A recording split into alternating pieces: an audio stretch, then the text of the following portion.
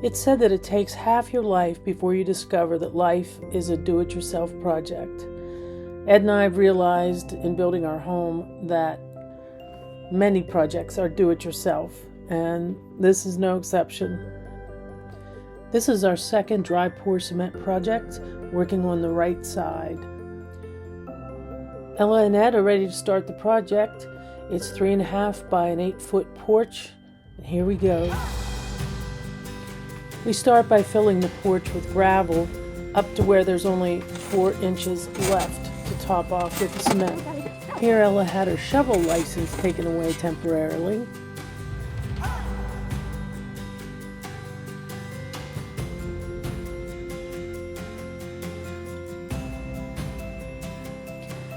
And so we gave her a tamper, and she was a little better at that, and even kept a smile on her face.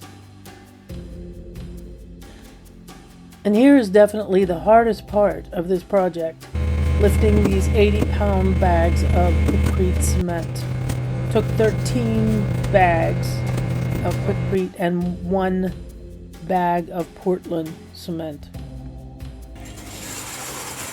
We put the rebar in the middle, and then we topped it off with the concrete, smoothed it around as best we could. Then we put about 1 inch of Portland cement, smooth, powdery cement on top. I would suggest putting 1/2 inch.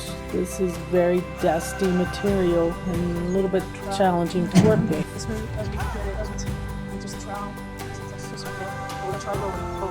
We use the dry paint roller method to try and smooth it out a little bit more. Again, very challenging because the powder was a little too thick.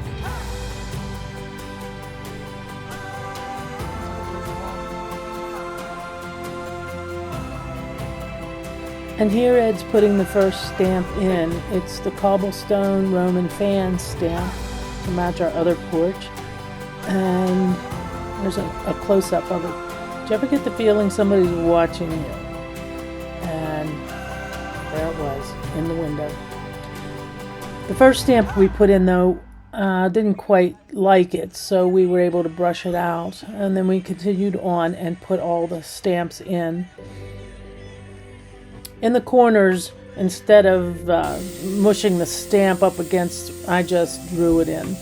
And this is our first spray. You missed it the first time, leave it an hour, lightly mist it again, leave it another hour, and you do that for 3 to 4 times, and then you begin to soak it really well.